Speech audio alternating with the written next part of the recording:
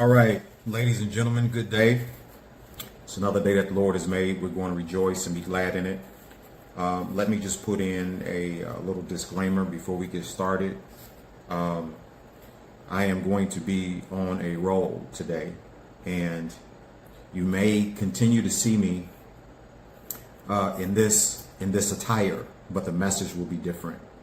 I just want to put that out there. I'm going to roll out a couple appetizers. We're still dealing with the issues of marriage, the concerns of marriage, and I want to go down that pathway.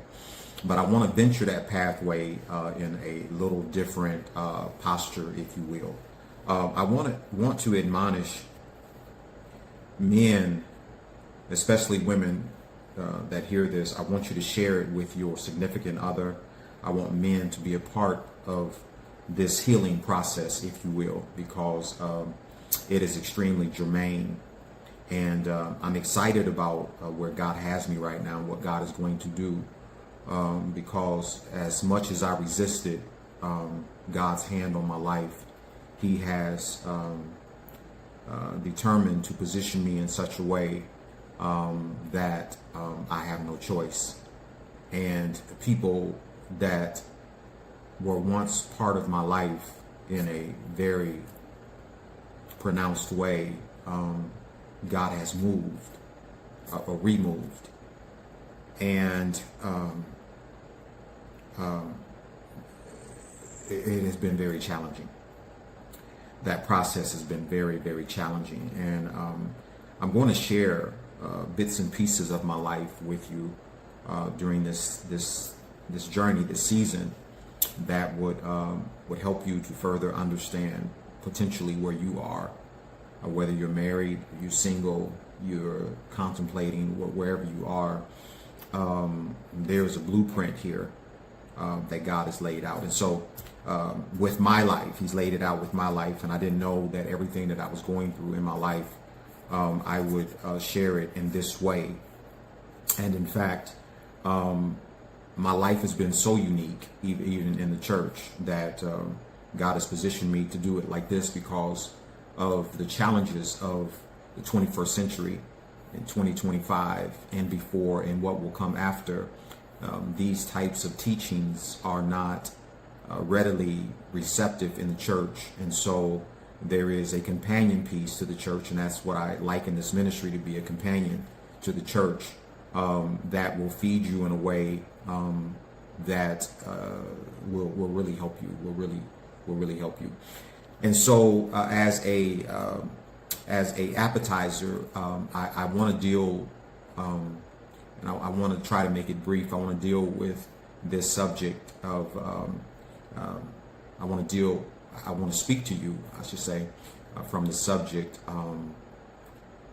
these kind as an appetizer. I need you to, if you're writing this down, I need you to write down, or if you're writing this down, I need you to write down these kind. Now, I promise you that this is going to help you. I promise you that. Jesus, in the book of Matthew 17 and 21, but you can read above that, he deals with a situation with a man that has been caged in himself. And in this situation, Jesus has anointed. He has appointed these disciples to take care of it. Basically, when you go out, you see the situation, you take care of it, because prior to that, and this is key that you understand, because sometimes God is doing things on your behalf that you are unaware that He's doing it. And so He's just winking at you, as it were, for a season, and you're not recognizing that it's just the grace and the favor and the power of God that is over your life. However, there comes a time when things will shift a bit. And in this particular case, I'm going somewhere. In this particular case, these disciples come up on a man, and this man is full of spirits, full of demons, and he's living in a very peculiar area. He's in the mountains, and he's doing things to himself. I want you to hear that. He's cutting himself. He's throwing himself against structures. He's doing things to himself.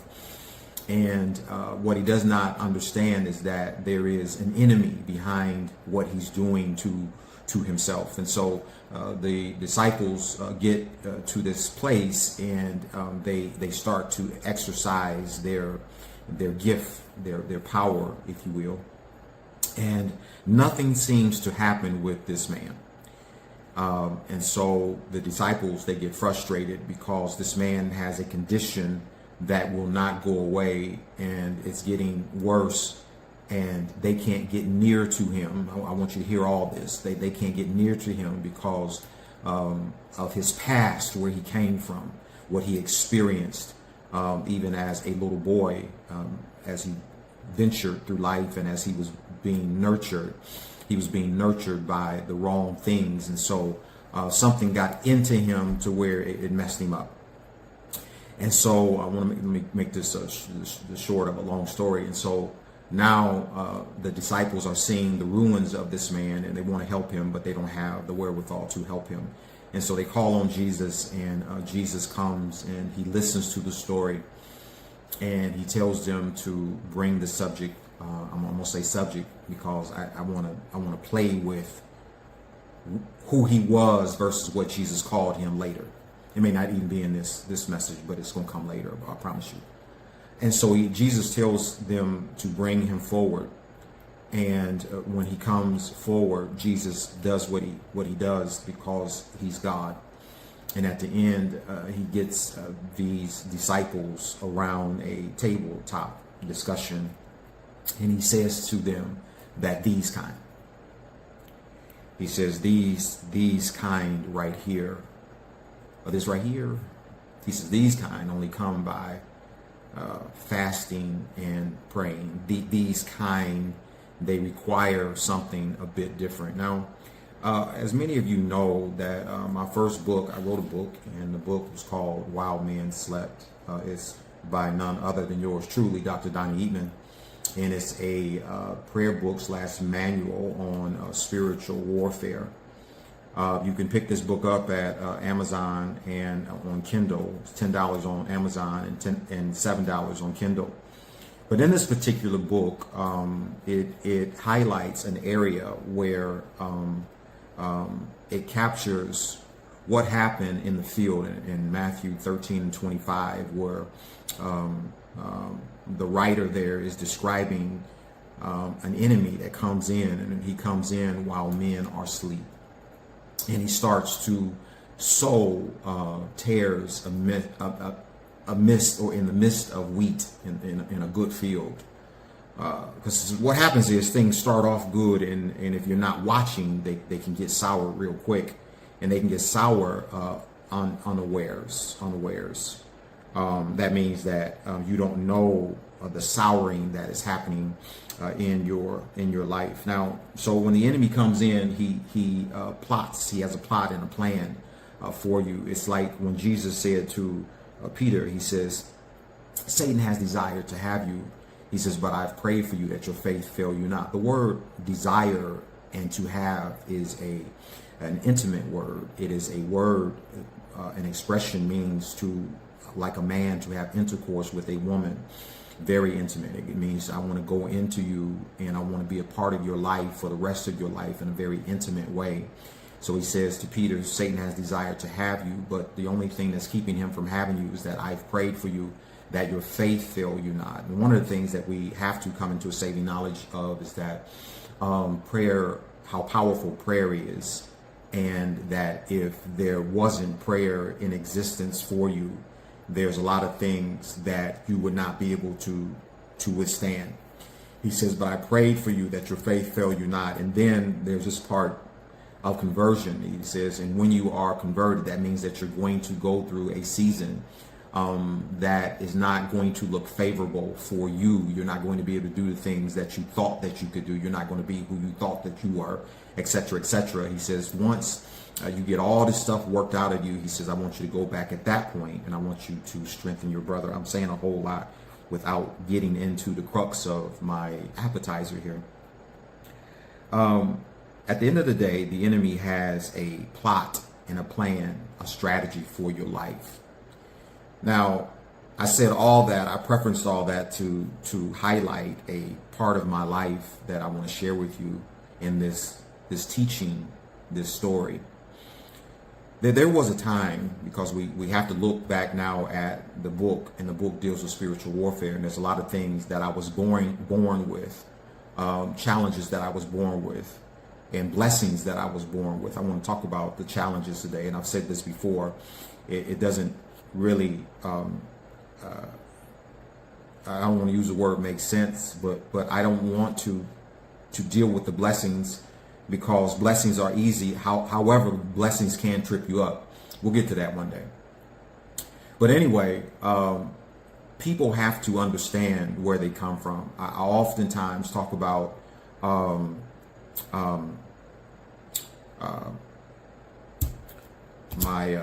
my father's house, and I talk about it in a way of understanding who your father is or was, and how you need to be saved from your father's house, because what you will ultimately grow to know and understand is that you are your father. When I say father, it's not gender related. It's mother and father. It's your bloodline is what I'm talking about, and that's where you come from. So you have to understand that, because it was during that process that the enemy came in. He came in on your ancestors. Your mother and your father goes back generations before you come forward. And the things that they were not able to defeat, the things that they were not able to gain victory over, those things can and are passed on to you, because it is the mind of the enemy to have a tethering to you, a hold, a grip on you and your children and your children's children to come in perpetuity. That means I want to control everybody for a lifetime.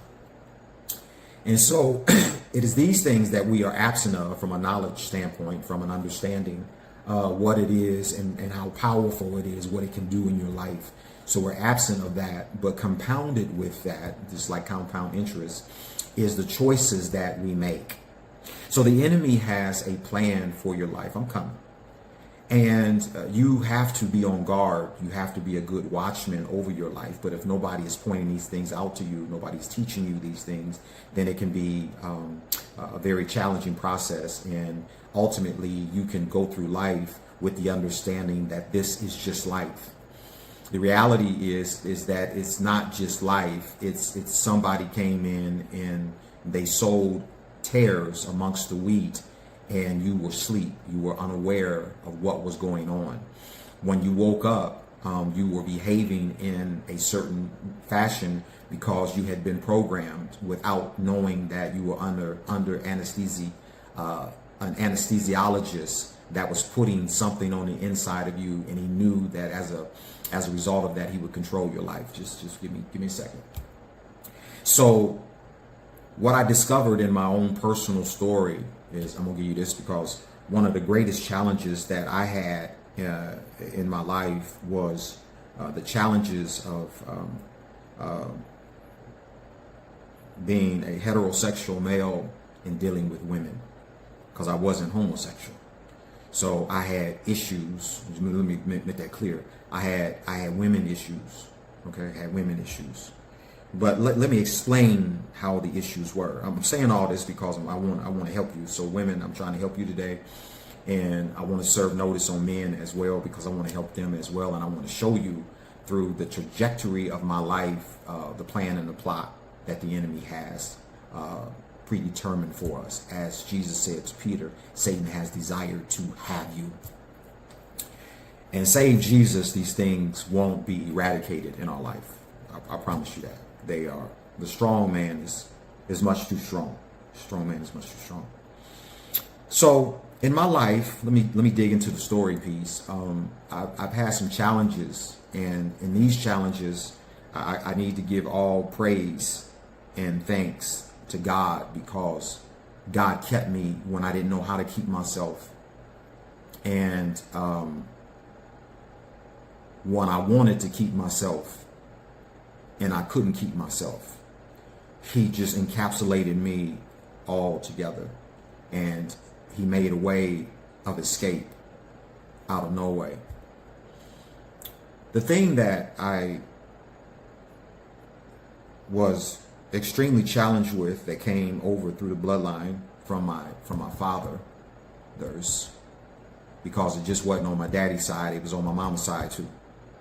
Okay, they both had problems, both sides. So it was in my DNA, it was in my blood.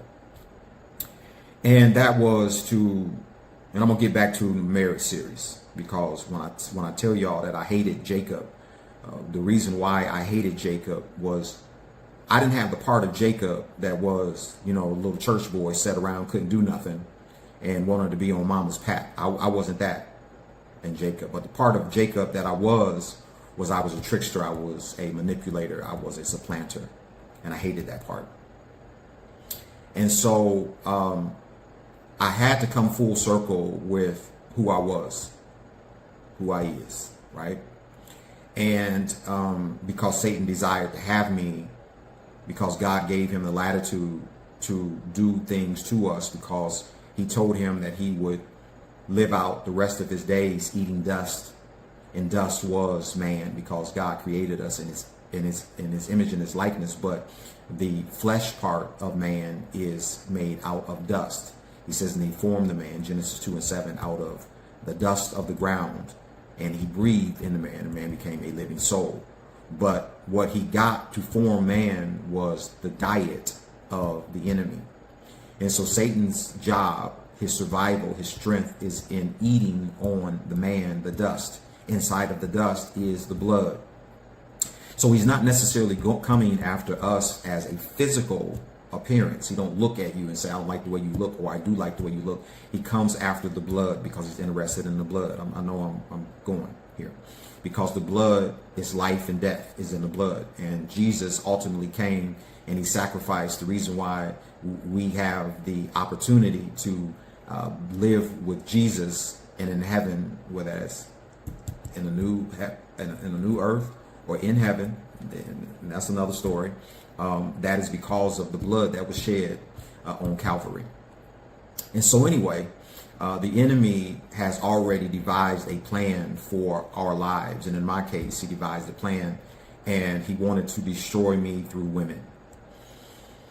I think back because I didn't know. And so I want to take you through a little journey, because I beat these cases. It's kind of like the Diddy case thing, right? I beat this, and I beat that, and I beat that. But at some point, and I'll talk about Diddy at some point, because he ain't got away, but thinking he got away, even though he was convicted on 2 counts. 3 of them he was dissolved of, but he ain't got away. So when I was coming up, I was very promiscuous, and started having sex at 12. So at 12 years old, my mind is running, and I don't know how I made it. I don't know how I made it. And you get to a point in life when God calls you to a place of celibacy that it don't bother you because you've done so much. I experienced that too. Anyway, so I started having sex at 12, and it's like the little crazy song, The Girl Got Out. I kissed a girl and I liked it, right? So I had sex and I liked it, like most of us do.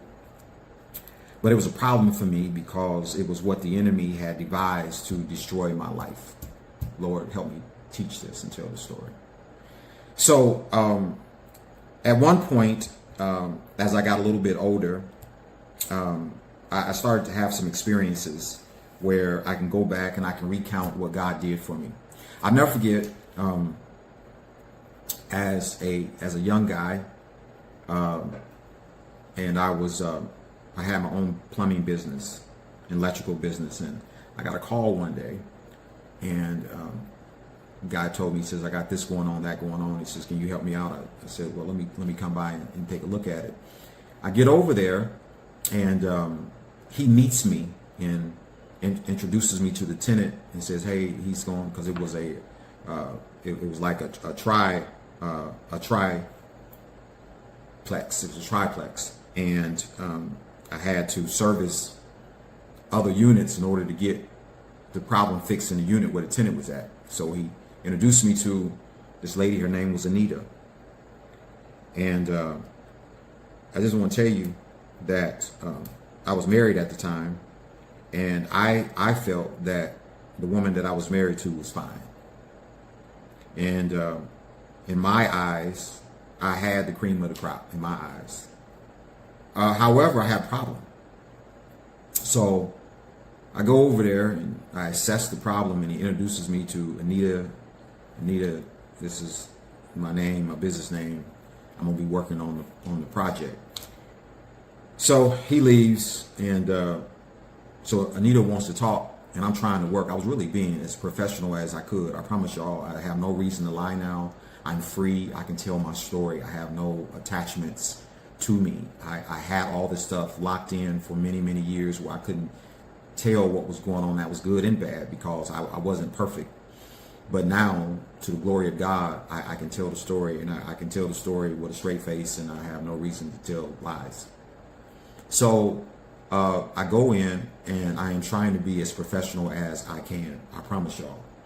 But can I tell you this? Anita was fine, and I was young. I was in my 20s, and she was in her 20s. She was younger than me, but Anita was fine. I kid you not. I kid you not. That girl was. She's a white girl. She was fine. So I look at the situation, and you know when you're in a room with somebody and there's an attraction.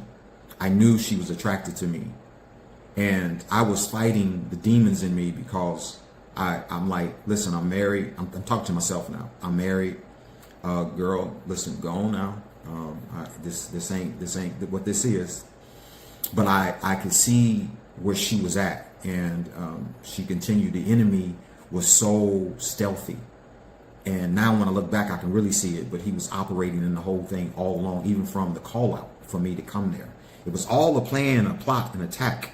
This is what I'm trying to get to, and I'm telling you this story because a lot of y'all are in this right now, male and female. I'm trying to show you how the enemy will set you up, and he starts to set you up way back. When you look back over your life, you can, if you notice, you can see where he was at every stage. And because of where he was at, many reasons and many causes is where you are at right now. It's why you are where you are right now, because he got you. So I leave. I didn't have the proper parts to do the job on my truck at the time. I leave. I go to Lowe's, and I'm walking through Lowe's. And as I'm walking through Lowe's, because Lowe's was that was my store back then. As I'm going through Lowe's, I'm saying to myself, and I'm thinking it through. I got these beautiful kids at the house. I got a beautiful wife at the house. You know, this is all my thoughts now. But again, I was nice, nasty. So I was a raunchy dude, but I was a raunchy dude in a nice way. That means that everything that they said about me, I didn't do. Now stay with me. So I leave Lowe's. I get my stuff. I leave Lowe's. I'm coming back, and I'm thinking about this because I know that I'm attracted to this woman, but I also know that she ain't no better than what I got at home. I also know that. But because there's a demon on the inside of me, going back to the demoniac boy that had this, he grew up like this. It was inside of him, and it needed to be cast out. But it's okay. Let's just woosah here. Let's selah. Let's do a selah. So I'm driving back to this area, Mansfield, Ohio, over off of South Main Street. I'll never forget it. It's vivid to me today. I go back in the house, and Anita's there, and the door was open. I knocked on the door because I wasn't going to go in the door without her knowing that I was there. You know, she didn't know I was back. So she heard me knock, and she said from a distance, "Come in." come in. She knew it was me. Come in. When I get in there, she's not in the front room, the other rooms in the unit that she was at, and I had to do work in the bathroom. And so she says, I'm back here. And I go back there, and Anita is in the tub, taking a bubble bath. Lord Jesus. The sight was unbelievable. And it took everything in me. Now, this is the part where people don't believe about me because they say, yeah, I know what you did. I didn't do that. So I look at Anita, and Anita is got the suds. She's rubbing the suds on herself, and she's going through her stuff, her little thing in the bathtub, and she looks scrumptious. And I said, should I not? Because I knew, for me, it wasn't nothing but hit it and quit it. I knew that. And I'm like, I don't know. She had 3 kids, three boys. And I'm just sitting there. Now, I'm telling you all this because in this book, While Man Slept, I'm trying to show you how there was tares that were sowed while you were asleep. And the enemy is doing something. There's a plan, a plot, there's a strategy for your life. And in this particular case, that I weathered this storm, but I didn't weather this storm because of me. I weathered this storm because of grace and mercy and favor. Because I was mannish, and what was before me was good. And under normal circumstances, the average man is going to take advantage of that. Okay, I promise you couldn't walk away from this here. And so she stood up into it. And man,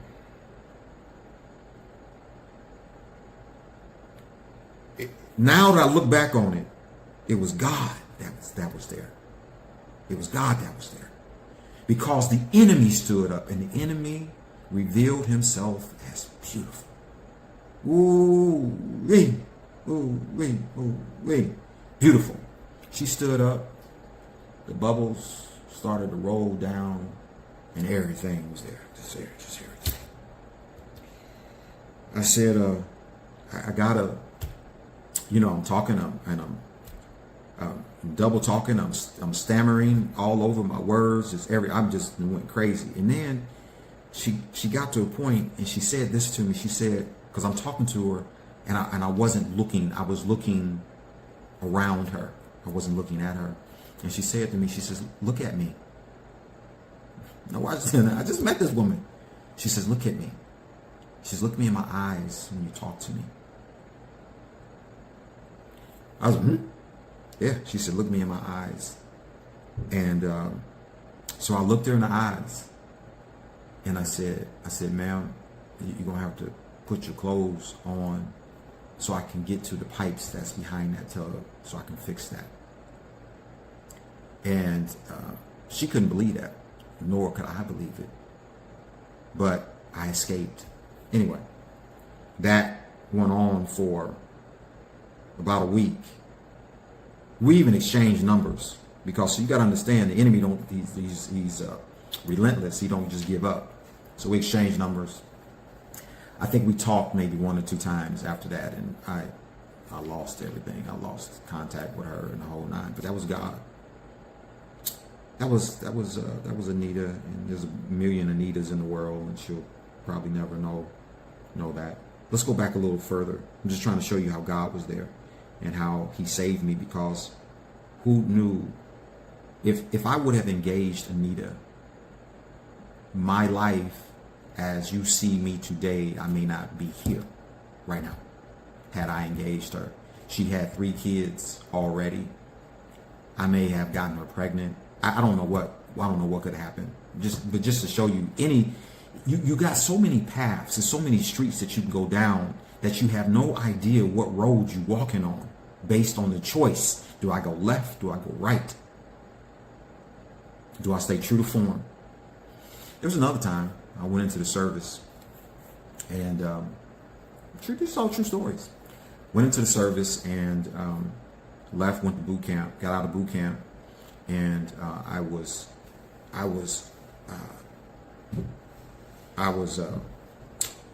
commissioned, whatever my orders. I got orders to go to Korea.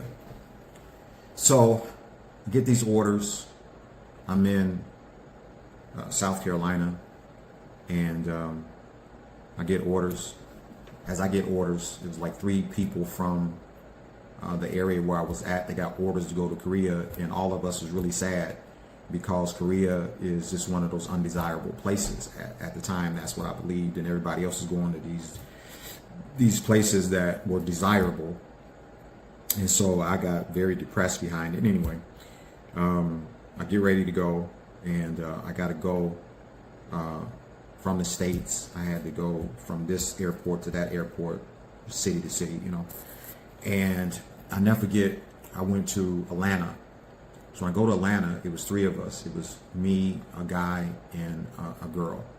The guy got lost in the shuffle somewhere. I don't know where. We all ended up in Korea, but what he did, I don't know. Me and the girl got to talking. Well, white woman, white girl.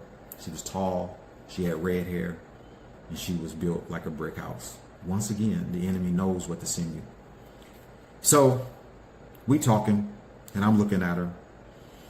I wasn't married at the time, but I knew what I wanted, right? But I was still bad. I was a bad boy. I wasn't the greatest young man. So it wasn't past me to knock you in the head, because I just ain't walking away from that too quick. Although I did. I walked away from a whole lot. I'm one of those guys, and people they don't believe this, but I didn't have a lot of women. But the women that I had. But that's on 2 hands. And that's pretty good for a man that's been walking this earth for 60 years, right? That's pretty good to say that. It's bad, but it's, in the climate that we live in, it's pretty good. Anyway, so me and this girl, we in Atlanta, and we have layovers. Now, we trying to get to Korea, which takes us about 4 days before we can even we left out of Seattle before we could even get over there, because the way they arranged all this stuff, it just took us 4 days. And so we would stay in this city for a night, that city for a night, and so on and so forth. So we got to talking, and you know how it is when you just got a vibe. And so we vibing out, and I liked her company. She liked my company. And we just laughed and talked, and we went to restaurants because, the military make you think that everything is going to be, peaches and cream. And we had something that they gave us where we could eat free and all this stuff. So we go into restaurants, and we just having a good time. So every night, the first place, she got a hotel, I got a hotel. We stayed in a hotel, but all 3 of us stayed in the same hotel, but different rooms, right? The next hotel, that was in Atlanta. What the problem was in Minneapolis. So we got to really talking and vibing and liking each other in the Atlanta area. Then we went to Minnesota, and things progressed, and we ended up getting a room together, but we had double beds. Not one bed, it was double beds in there. And I knew I was in trouble. I knew it was vibing. Man, we was having fun. We was laughing and talking and, just playing with each other and all kind of stuff. I knew I was in trouble. So that night, I'm looking at her, and this girl fine. I'm like, I didn't know if you had women that fine going into the military, but she was fine and had red hair. And I'm not a red hair guy, but she had red hair. She was a beautiful redhead. So go to the hotel, and we decide to check into a room together. So we go to the room. We out most of the day, but then we get to the room, and I'm looking at her, she looking at me, and she's like, what you gonna do with this? And I'm like, Lord have mercy. I'm getting ready to knock you in the head like never before. And I can't tell you what came over me. I said, I can't do it. I had a little baby girl at home. And I was thinking about my girlfriend later to become my wife. And I thought about it, but that wasn't what kept me. It wasn't that. It was God kept me. But I'm trying to go somewhere because the enemy had a plan for my life, and he preserved me for such a time as this. So I'm in the room, me and this girl in the room, and we're talking, and I can't tell you what happened. Things just went south, and the vibe got messed up. I got in my bed, she got in her bed. We were still, liking each other, but it just, something happened. It was God that came in. We ended up going to Seattle, stayed in the room again. We didn't do nothing. But she couldn't understand. She thought it was something wrong with her because something just happened to me, and I didn't crawl over there in that bed. And she put on some real sexy stuff to go to bed in. So anyway, we get to Seattle, stayed there, get on the plane, head out. We ended up going to Japan. We stayed there for a while. Me and her just there. When it came time for us, after we got to Korea, because we was in Japan to Korea, and we had to part, but we were parting ways, and it was like everything wasn't settled. She was liking me. She was really falling. I was liking her, but there was a gulf. I couldn't break through the veil. And I was like, I can't do it. She ended up going North Korea, up by the DMZ, and I went south. And over time, I tried to figure out where she was at, just because she was, we developed such a closeness, I guess, whatever, I don't know. But, once you get in the military and tell them what all she was doing, and then they give you all the stories when you get there, you got all these women, these Korean women, this, that, and the other, and if you do it, hold your pee, so after you get done, you can pee all the, whatever sexual transmitted diseases out, they teach you all that as your entry point. So I ended up going to Korea, going my way, she went her way, and we looked in each other's eyes, and I had an affection for her, but I just couldn't do it. I couldn't do it. So I escaped. How did I escape? God got me through that. But I'm telling you these stories because I want you to reflect on where you are now and what happened in your life and how God has been there all the time. But God was keeping me. I wasn't keeping myself. I remember my grandma praying for me and all that kind of stuff. I was not strong in the faith. I had not even accepted the Lord as my Lord and Savior. I had not done that. But I had some praying people that was around me, and I give a lot of deference and credit to my pastor. He bless his heart. He's going on to be with the Lord, but I believe that he was praying for me, that my grandmother was praying for me, that my mom was praying for me, and God just honored. There was a protective covering because God knew what He had planned for my life, and this is ultimately what I want you to see as purpose, and how the enemy wants to distort and bring about a diversion for your purpose. I ended up going my way, and I got in to an area where there were so many beautiful women, just beautiful women everywhere. And I said, I got to do something about this. Not that I had to, but I was missing my girlfriend, and I was missing my little baby, and I wanted him. And it wasn't common to bring your significant other back to Korea, but in order for me to do it, I had to get married. So I ended up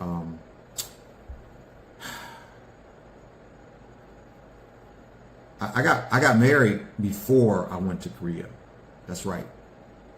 I got married before. Yeah. And that was the only way that I could have brought her over. When I found out that I had orders to go to Korea, I was like, no, because I knew that this was the woman that I wanted to be with. And so I said, let's go ahead and get married. And we got married. And so over a short period of time, I sent for her. I had to go through a whole bunch of stuff to get her over there. But she finally came, her and my oldest daughter. And she got there. And of course, all the men liked her on the base. It was just crazy. But I knew that was going to happen. But I just wanted her to be with me. And I wanted my baby to be with me. But it was some fine women that was there too. And the type of guy that I was, it was in question. my ex at that time, she questioned whether or not, I was there not doing nothing.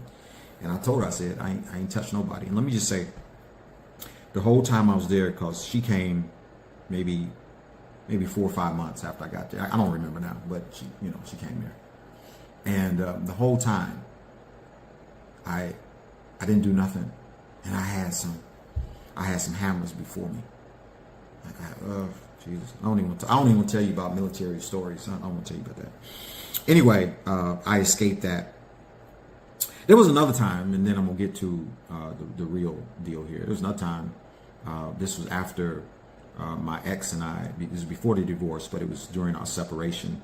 And my twin brother thought that I was really going through, and I needed to woosah and to get away, and he was concerned about me.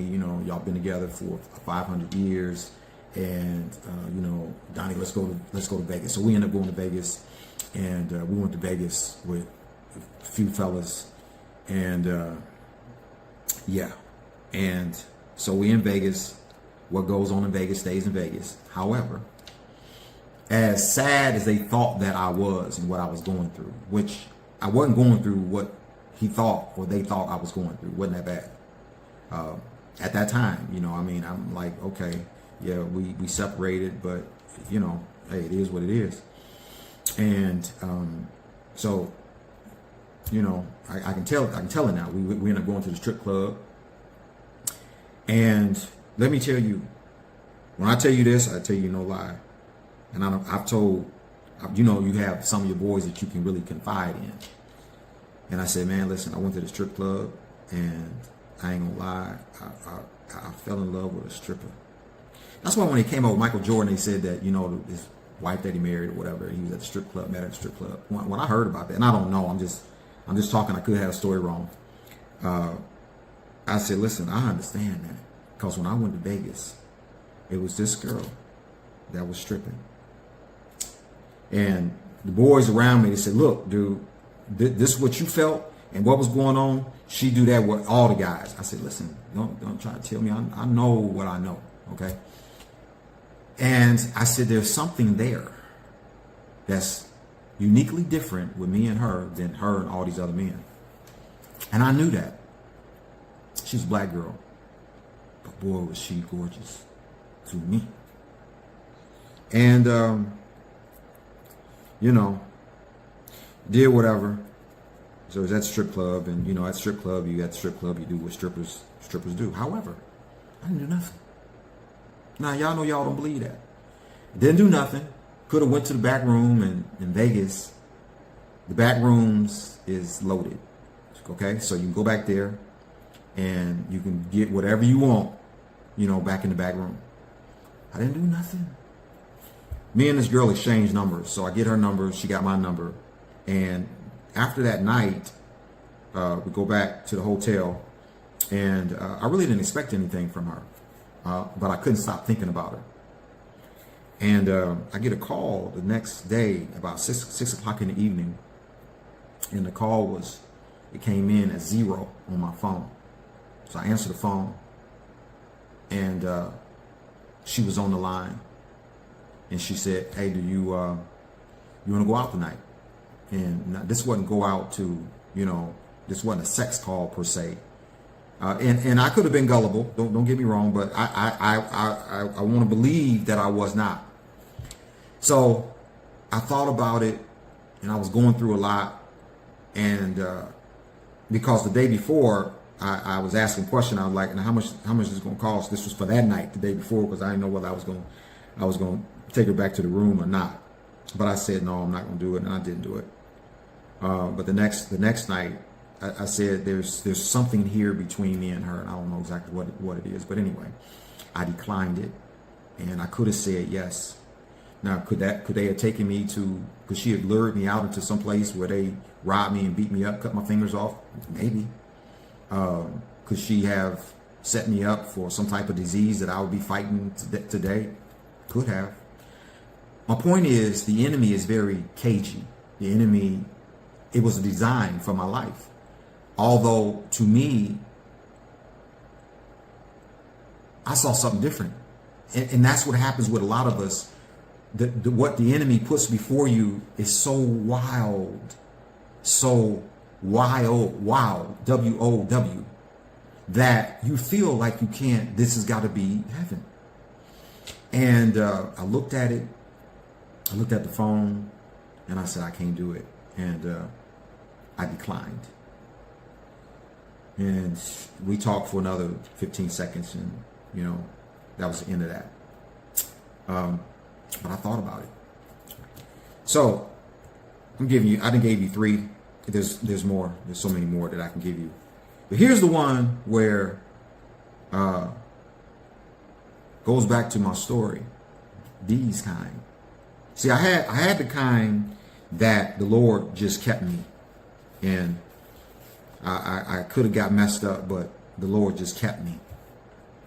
But the day came, and I preached this and taught this, and I taught a couple messages early on, and I talked about that I got hacked because at one point in my life, everything went away.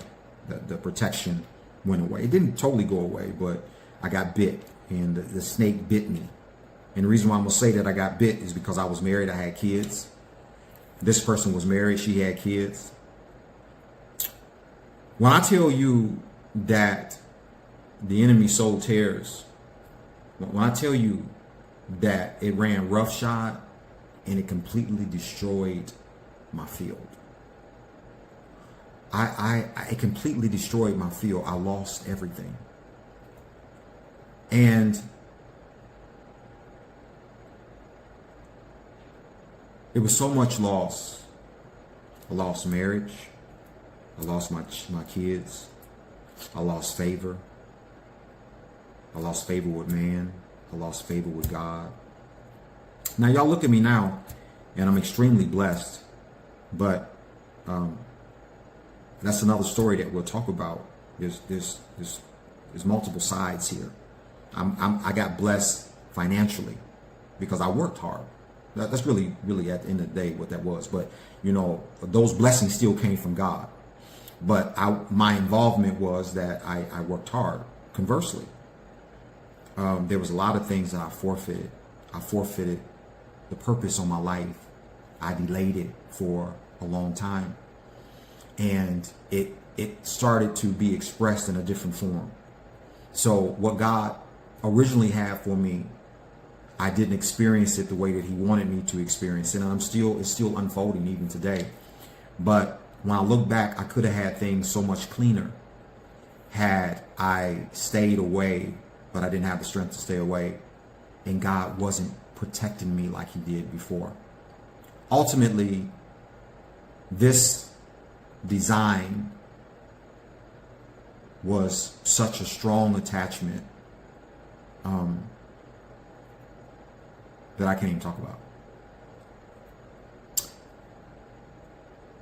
The point is that these kind,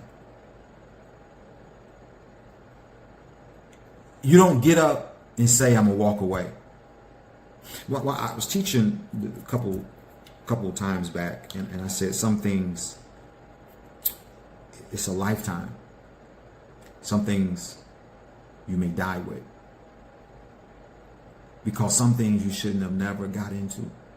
And you know, when I talk to people, and even in this relationship, I used to explain, because one of the challenges that we had was how long do you get punished? But it was punishment from a misunderstood way. What this person needed to understand was the bloodline. Because although she concluded that I can't live my life under this no longer, I hear what you're saying, but I can't continue to be under this type of oppression, basically. And it wasn't that God wanted her to be under any type of oppression, and it wasn't that he wanted her to suffer. The issue was what you have to get out from under is spiritual warfare. You have to get out and from up under the plan and the attack for your life. Because although you may move on with your life, I move on with my life, my kids, if I don't eradicate the covenants that I made, the altars that I raised, my kids get it. Her kids get it. So you can walk on. This is the reason why certain people, when they pass on, and then you see certain behaviors in their kids, and it seems like, well, they passed on, they lived okay. Yeah, you lived okay, but you didn't deal with everything. And so now your kid's dealing with what you did. But you don't know that. And so you say, well, how am I still punished? I'm sorry. I got away from it. I won't do it again. God's a forgiving God. He is. He is. I'm blessed. She blessed. But what God didn't do, he didn't allow us to mock. He said, I won't allow this happened the wrong way. So I won't allow it. And you have to deal with the agony of that. And that's a monster. I'm here to tell you. That's a monster. Ultimately, the only way out is through fasting and praying, because it's of these kind. I'm going to stop right there because I really feel an urge to pray for somebody out there that is listening to this, and you going through a situation where you can't get out, and in many regards you don't even want to get out. It has bottlenecked you to the place of no return. A lot of you feel like you can't move on because what the enemy does, he does this, and it is a place of bondage, and only God can relieve you from that place. Relationships don't help. You can get in relationships, but that's not the answer for these kind. So some things that we have gotten in life, and I look back and I see where I escaped it, but I didn't get into it. God kept me from it. But it was one time. And all you need is one. You can't even do this twice. You couldn't bear it twice. So I'm saying all this to tell somebody, number one, be careful with who you lay down with. Don't be crawling in the bed with people. I don't care how attracted you are, because you don't know what that's going to turn into. I can tell you so many stories. Man, the best policy is a no-touch policy. That's the best policy. Now, we live in a space where, the women used to keep themselves and stuff like that. They don't do that no more. Women want the same thing men want now. So, while you out there and you thinking the man trying to mac you, the woman trying to mac the man too. But I'm just here to tell you, because stuff is so loose now, that you don't want to do that, because there's a dear price to pay. I am still paying the price in this very moment. My family is still paying the price in this very moment. She is still paying the price in this very moment. I don't have to be there to know. Her family is paying the price in this very moment. We're experiencing the payout in a different way. But we're paying the price spiritually and psychologically. Whereas if you do it God's way, these things don't touch you, because you never indulged. That's the whole power behind the institution of marriage from the beginning with Adam and Eve. That's what God was trying to show. And if Adam could just stay with Eve, and Eve could just stay with Adam, you won't have these problems, and your life will be easier, much more easier, much better. A lot of us, we have to hit our head. There's a proverbial saying that wisdom is the easier teacher, but experience is the best. And you can tell a person all day long, listen to me, tell a little baby, little toddler, over there playing with the stove, just something about that stove, keep calling him. It's hot. It's hot. Now the parent having wisdom and long-term insight, experience, they can't tell that kid that is void. Oh, you just an airhead. Your space got to be filled. Can't tell that kid that that's going to hurt you. All right? I told you, don't touch it. You tell people, don't do that. Don't do that. Some of us right now, we did stuff and you got a prayer diluted with your desires. And you say, God don't want me like this. And God this, and you put it all on God. And God is like, man, listen, I ain't have nothing to do with that. So we have to be careful. And you got to really be able to hear God. I'm going to close right here. I hope that you have gotten something out of this, because this is spiritual warfare. And I'm talking to you from two places. I'm talking to you from a place of I couldn't give you this not unless I had walked through this fire. Okay. So I understand the war out there. I also understand the deliverance out there that's attached to it. There's more to be said about this because there's layers. There's layers that's attached to it. And we'll have to get into that at some point. But take this for what it's worth. I hope that you can be blessed by it, that you can use it, that you can share it with, people, a neighbor, an enemy, a friend, with your husband, your significant other, your wife, and y'all can begin to mend, and you can talk about certain things. Because one of the biggest conversations that need to take place is you need to ask the question, what happened? A lot of why we are in the places we are right now is because something happened to us. Something happened to me as a little boy. Now, I ain't talking about sexual stuff. I ain't talking about personal. It is personal. But I ain't talking about, because a lot of times people, they think that it was a person molested by a man or something. I ain't never been molested by no man or no woman. But something happened to me as a little boy. I got into stuff that I shouldn't have got into. Something happened to me. By choice and also by bloodline. And it cultured me to be what I became. And so we look at people today, we need to know everybody's story. I need to know your luggage. Unpack your luggage in front of me and show me all that. Give me an opportunity to say yay or nay. Okay? Because some things are so intense that I should have the option to opt out. Or I can go with it. But I need to know. I'm talking about relationships now. So that was a long appetizer. Jesus. I love y'all.